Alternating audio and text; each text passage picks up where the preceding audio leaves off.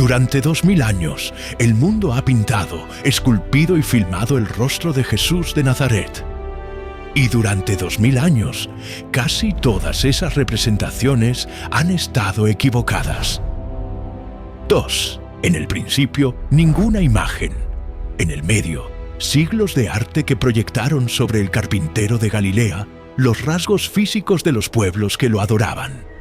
En el final, una pregunta que la historia, la arqueología y la ciencia forense han intentado responder con herramientas que los primeros cristianos no podían imaginar. ¿Cómo era realmente el hombre que dividió la historia en dos? ¿Alto o bajo? ¿De piel clara u oscura? ¿Con el cabello largo y liso que los pintores medievales inmortalizaron? ¿O con algo completamente diferente? La imagen más reproducida de toda la historia humana es, según los especialistas que han estudiado el tema con rigor científico, una construcción cultural que tiene muy poco que ver con la realidad histórica de un judío galileo del siglo I. 3. Los evangelios no describen la apariencia física de Jesús. Ni un solo versículo del Nuevo Testamento menciona el color de sus ojos, la altura de su cuerpo, la forma de su rostro. Esa ausencia, que resulta desconcertante para el lector moderno, acostumbrado a las descripciones físicas detalladas, es en sí misma un dato histórico significativo que dice algo importante sobre lo que los primeros seguidores de Jesús consideraban relevante preservar. 4. ¿Qué sabemos entonces? Más de lo que la mayoría de la gente cree. La antropología física, la arqueología, el análisis de restos humanos del siglo I en Galilea y Judea y la reconstrucción forense han producido en los últimos 30 años una imagen de cómo era probablemente un hombre judío galileo de la época de Jesús que contradice radicalmente la iconografía cristiana dominante. 5. Prepárate para ver a Jesús con ojos nuevos. Hay una imagen que todos conocemos. Cabello largo y liso que cae sobre los hombros, piel clara, ojos azules o verdes, rasgos delicados y simétricos, una figura alta y esbelta envuelta en túnicas blancas o azules. Esa imagen está en los vitrales de las catedrales góticas, en las pinturas del Renacimiento italiano, en las películas de Hollywood, en los cuadros que decoran las paredes de millones de hogares cristianos en todo el mundo. Es la imagen de Jesús que 2000 años de arte occidental han construido con una consistencia que la hace parecer verdadera, simplemente por su repetición. El problema es que esa imagen no tiene ningún fundamento histórico. Es una proyección, una construcción cultural que comenzó en los primeros siglos del cristianismo, cuando artistas griegos y romanos representaron a Jesús con los rasgos físicos de sus propias tradiciones estéticas, y que fue evolucionando a lo largo de los siglos hasta producir el Jesús rubio y de ojos claros que el arte europeo medieval y renacentista inmortalizó con una convicción que tenía más que ver con la teología y la política de cada época que con la realidad histórica de un carpintero judío de Galilea. Este video no es un ataque a ninguna tradición artística ni a ninguna devoción. El arte religioso tiene su propia verdad que no se mide con los mismos criterios que la reconstrucción histórica. Pero hay una pregunta legítima, fascinante y profundamente humana, que merece una respuesta honesta. ¿Cómo era físicamente el hombre real que caminó por los caminos de Galilea hace 2000 años? Y esa pregunta tiene respuestas que la ciencia y la historia pueden ofrecer con una solidez que sorprende. Si este tipo de contenido te mueve, suscríbete ahora mismo, deja tu like y cuéntame en los comentarios desde qué país estás viendo este video. En el año 2001, el antropólogo forense británico Richard Neave publicó una reconstrucción del rostro de un hombre judío galileo del siglo I, utilizando técnicas de antropología forense aplicadas a cráneos encontrados en excavaciones arqueológicas en Israel. El resultado fue una imagen que causó impacto mediático mundial, precisamente porque contradecía de manera radical la iconografía cristiana dominante. El rostro que Neave reconstruyó no tenía cabello largo y liso, tenía el cabello corto y rizado, que los restos arqueológicos y las representaciones artísticas judías del período sugieren como característico de los hombres judíos del siglo I. La piel no era clara sino oscura, de un tono que reflejaba décadas de exposición al sol mediterráneo de alguien que trabajaba al aire libre y caminaba largas distancias. Los ojos no eran azules ni verdes, eran oscuros, probablemente marrones, el color que la genética de las poblaciones judías del Mediterráneo oriental del siglo I hace estadísticamente casi universal. La nariz era prominente, los rasgos eran marcados. La expresión, según la reconstrucción de Neave, era la de un hombre que había vivido en condiciones físicamente exigentes, no la serenidad etérea de los Cristos del Renacimiento italiano. La estatura es otro punto donde la realidad histórica diverge de la iconografía popular. Los análisis de esqueletos masculinos judíos del siglo I, encontrados en excavaciones en Israel y Jordania, indican una estatura promedio de entre 1,60 m y 1,65 m. Jesús, como hombre judío galileo de su época, habría tenido probablemente esa estatura, lo que lo haría considerablemente más bajo que la figura imponente que el arte occidental ha preferido representar. El peso corporal sería el de un hombre que caminaba distancias considerables de manera regular, que trabajaba con sus manos como carpintero o constructor, que en múltiples ocasiones los evangelios describen ayunando durante periodos prolongados. No el cuerpo esbelto y casi incorpóreo de los Cristos medievales, sino el cuerpo musculoso y curtido de un trabajador manual del mundo mediterráneo antiguo. La palabra griega que los evangelios usan para describir el oficio de Jesús y de José es tectón, que se ha traducido tradicionalmente como carpintero, pero que en el contexto del siglo I designaba más ampliamente a un artesano que trabajaba con materiales de construcción, incluyendo madera y piedra. En la Galilea del siglo I, donde los bosques no eran abundantes, el trabajo con piedra era probablemente tan común como el trabajo con madera. Un tectón era un hombre acostumbrado al trabajo físico pesado, con las manos endurecidas y el cuerpo formado por años de esfuerzo manual.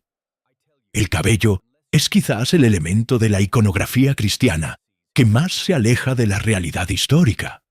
La imagen del cabello largo, que cae sobre los hombros de Jesús, tiene su origen en tradiciones artísticas griegas y romanas que asociaban el cabello largo con la divinidad y la autoridad espiritual. En la realidad del siglo I judío, el cabello largo en los hombres era poco común y estaba asociado en ciertos contextos con el voto nazareo, una práctica de consagración temporal a Dios que implicaba no cortarse el cabello durante el período del voto. Hay un pasaje de la carta de Pablo a los Corintios que los estudiosos han señalado como relevante para esta discusión.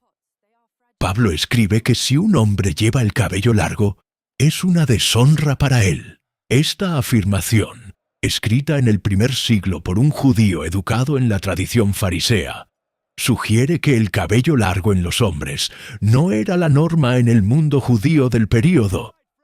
Si Jesús hubiera llevado el cabello largo de manera permanente, habría sido un elemento suficientemente inusual como para que los evangelios lo mencionaran.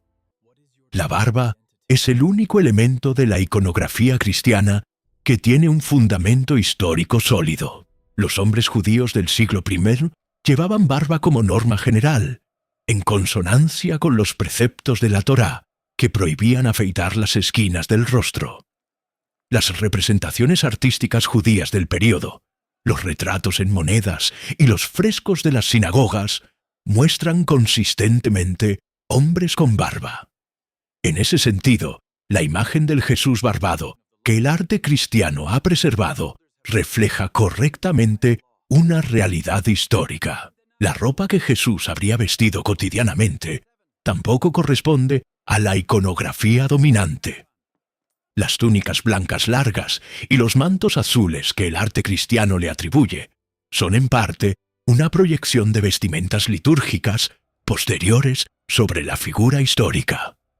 Un hombre trabajador del siglo I, en Galilea, habría vestido una túnica de lana o lino sin teñir, de color natural, de longitud media, con un manto de color similar, para protegerse del frío.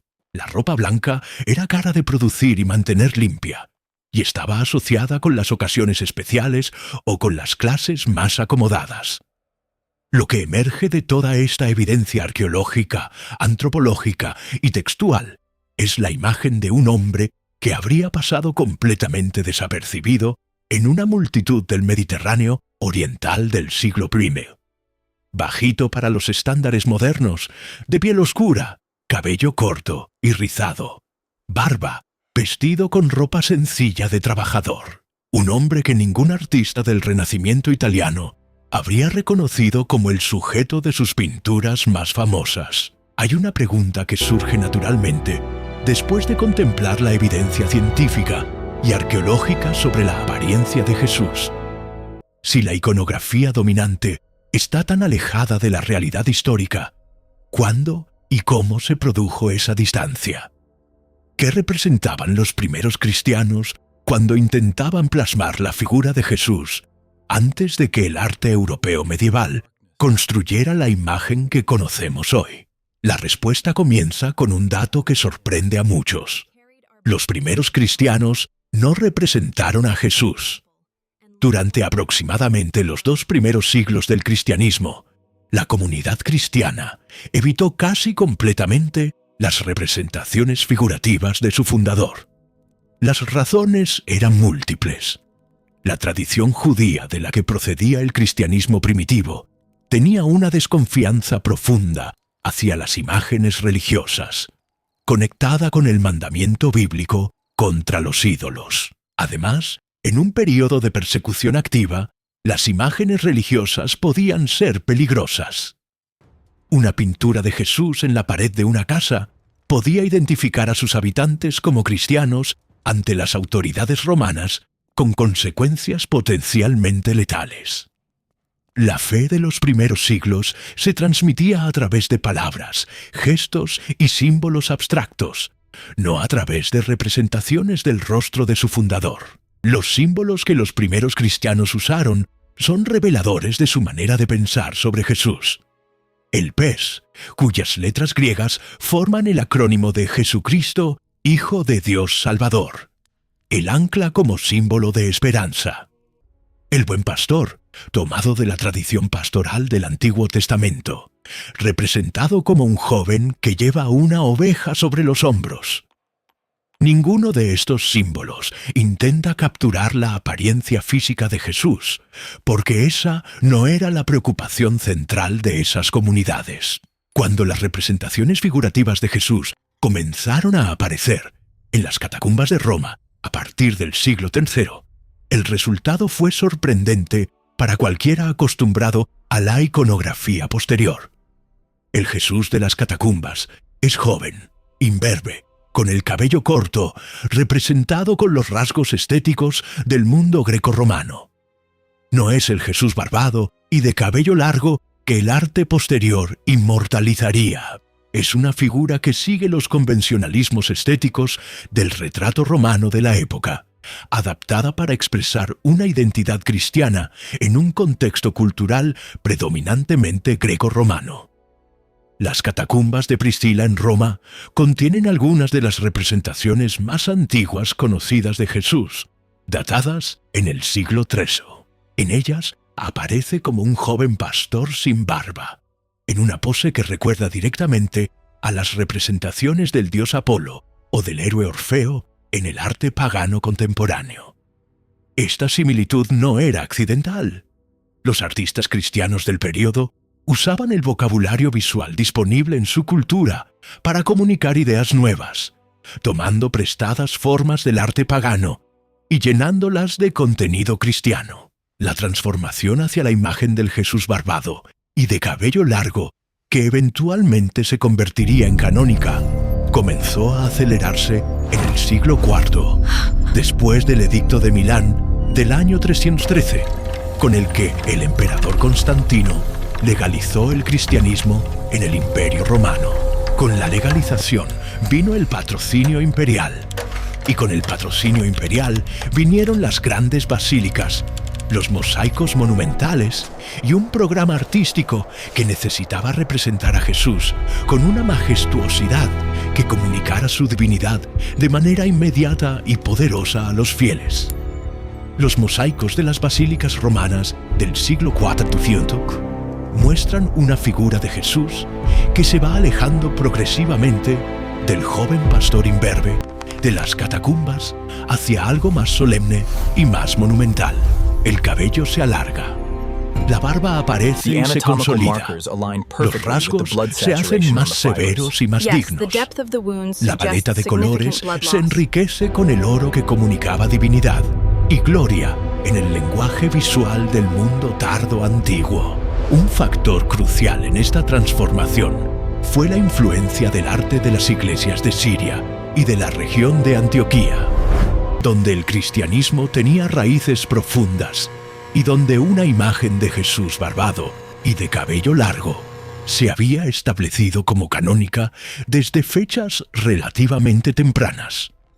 Existe una tradición, conocida como la imagen de Edesa, que afirma que existía un retrato auténtico de Jesús, enviado por él mismo al rey Abgar de Edesa, una ciudad de la Mesopotamia superior. Este relato, que los historiadores modernos consideran legendario, fue sin embargo extraordinariamente influyente en la consolidación de un tipo físico específico para las representaciones de Jesús en el arte cristiano oriental. La imagen que esa tradición describía y que el arte sirio y bizantino desarrolló, un rostro oval, cabello largo partido en el centro, barba corta y bien formada, ojos grandes y expresivos, se convirtió en el modelo que el arte cristiano oriental preservó con una consistencia que durante siglos fue interpretada como evidencia de autenticidad.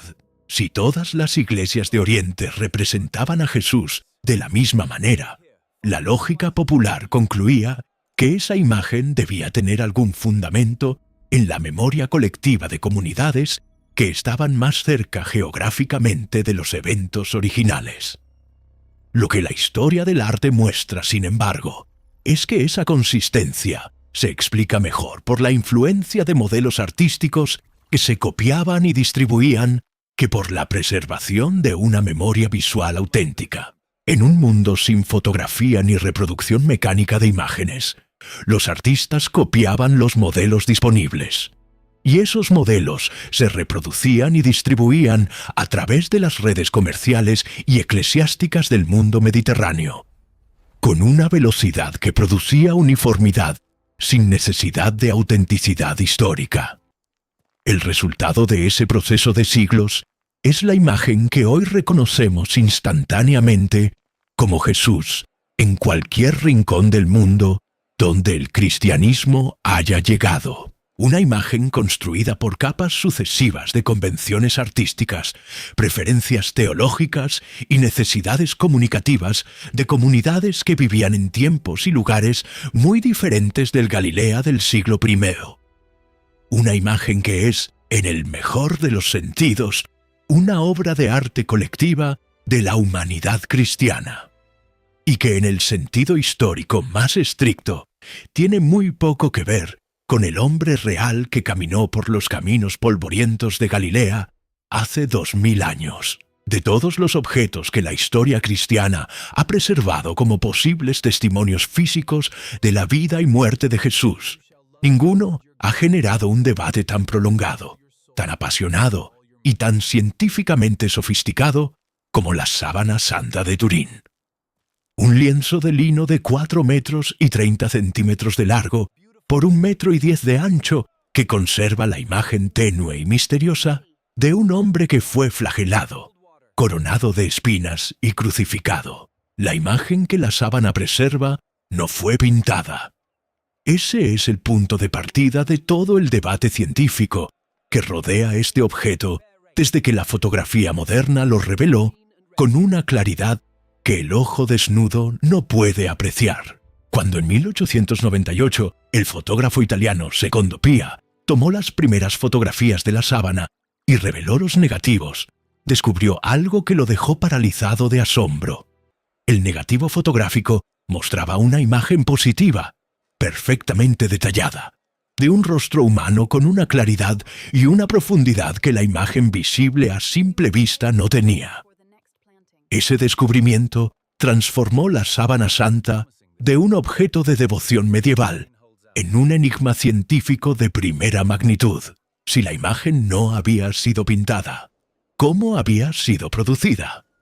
¿Qué proceso físico o químico podía haber impreso en el lino la imagen tridimensional de un cuerpo humano con un nivel de detalle que supera las capacidades técnicas de cualquier artista medieval conocido? Los estudios científicos sobre la sábana santa se intensificaron en 1978, cuando un equipo de 33 científicos estadounidenses, conocido como STURP, Shroud of Turin Research Project, tuvo acceso directo al lienzo durante 5 días y realizó más de 70.000 fotografías y decenas de análisis físicos y químicos. Sus conclusiones fueron publicadas en revistas científicas revisadas por pares y produjeron un resultado que ninguno de los investigadores esperaba. No encontraron evidencia de pigmentos artificiales, de pintura, de tintes o de ningún otro medio artístico conocido que explicara la formación de la imagen. Lo que sí encontraron fue evidencia de sangre humana real en las zonas donde la imagen muestra heridas. Análisis posteriores realizados con técnicas más sofisticadas identificaron la sangre como del grupo AB, uno de los grupos sanguíneos más comunes en el Mediterráneo oriental. También encontraron trazas de polen de plantas que crecen específicamente en la región de Israel y Jordania, y partículas de tierra cuya composición química es consistente con la tierra de Jerusalén. En 1988, 3 laboratorios independientes realizaron una prueba de datación por carbono 14 sobre muestras del lienzo y publicaron resultados que situaban la fecha de fabricación de la tela entre los años 1260 y 1390, es decir, en la Edad Media. Ese resultado fue ampliamente interpretado como la refutación definitiva de la autenticidad de la sábana. Sin embargo, en los años siguientes, surgieron cuestionamientos científicos serios sobre la metodología de esa datación. Investigadores como Raymond Rogers, químico del Laboratorio Nacional de Los Álamos, publicaron en 2005 en la revista científica Termoquímica Acta un estudio que argumentaba que las muestras utilizadas en la datación de 1938 habían sido tomadas de una zona de la sábana que había sido remendada en la Edad Media, lo que habría contaminado el resultado con fibras de lino medieval añadidas sobre el original. Si esa hipótesis es correcta, la datación por carbono 14 no habría medido la edad del lienzo original, sino la de los remiendos posteriores. El debate científico sobre la sábana santa continúa hasta hoy con una intensidad que ninguna conclusión definitiva ha logrado apagar. Lo que resulta históricamente significativo para la pregunta sobre la apariencia física de Jesús es la imagen que la sábana preserva, independientemente de su autenticidad o falsedad como reliquia. El rostro que se distingue en el lienzo muestra rasgos que son consistentes con lo que la antropología física sugiere para un hombre judío del Mediterráneo oriental. Rasgos marcados, nariz prominente, barba, cabello que cae sobre los hombros, aunque ese detalle específico podría ser consecuencia de la posición del cuerpo en el momento de ser envuelto en el lienzo. La imagen de la sábana muestra también las marcas de una flagelación con el flagrum romano, un instrumento de tortura que dejaba heridas con una morfología específica que los médicos forenses han podido identificar con precisión. Muestra marcas en la cabeza consistentes con una corona de espinas. Muestra heridas en las muñecas, no en las palmas de las manos, como la iconografía cristiana posterior representó la crucifixión, lo que es consistente con lo que los arqueólogos saben sobre la práctica romana de la crucifixión. Los clavos se colocaban en las muñecas, porque las palmas no habrían soportado el peso del cuerpo. Ese detalle de las muñecas es uno de los argumentos que los defensores de la autenticidad de la sábana consideran más significativos. Un falsificador medieval que hubiera fabricado la sábana con propósitos devocionales habría seguido la iconografía cristiana establecida y habría colocado las marcas de los clavos en las palmas. El hecho de que aparezcan en las muñecas sugiere que quien dejó esa imagen o quien la fabricó tenía un conocimiento de la crucifixión romana que no era consistente con el conocimiento disponible en la Europa medieval. Lo que emerge de todo este debate científico, más allá de la cuestión de la autenticidad, es una imagen de Jesús que se aleja significativamente de la iconografía dominante y que se acerca a lo que la antropología histórica sugiere. Un hombre del Mediterráneo oriental, de rasgos marcados y semíticos, de complexión física que habla de trabajo manual y de vida al aire libre, cuya apariencia habría sido completamente ordinaria en el contexto de su tiempo y su lugar. Esa ordinariedad física es, en sí misma, teológicamente significativa para la fe cristiana.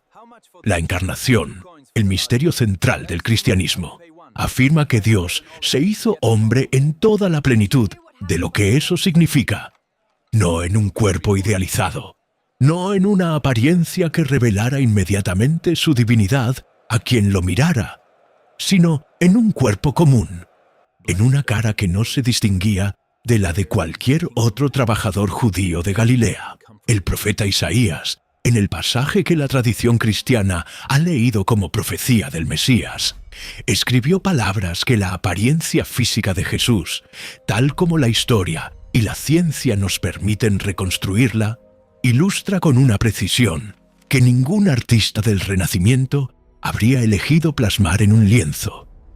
No tenía apariencia ni presencia que pudiéramos admirar, ni aspecto que pudiéramos desear. Era despreciado y evitado por los hombres, un hombre de dolores, familiarizado con el sufrimiento. La imagen de Jesús que la historia y la ciencia nos devuelven no es menos poderosa que la que el arte occidental ha construido durante siglos. Es diferente, es más humana, y quizás por eso mismo, para quien la contempla con honestidad, resulta más perturbadora y más cercana que cualquier Cristo de mármol o de oro. Durante 2000 años, la humanidad ha proyectado sobre el rostro de Jesús sus propios ideales de belleza, sus propias concepciones de la divinidad, sus propias necesidades culturales y estéticas. El resultado es una galería infinita de imágenes que dice tanto sobre quienes las crearon como sobre aquel a quien intentaban representar. Lo que la historia y la ciencia nos devuelven es algo más incómodo y más precioso. La imagen de un hombre real, un hombre de piel oscura y cabello rizado, de estatura modesta y manos endurecidas por el trabajo, cuya apariencia no habría llamado la atención en ninguna calle de la Galilea del siglo I. Un hombre que no necesitaba una apariencia extraordinaria para ser quien fue.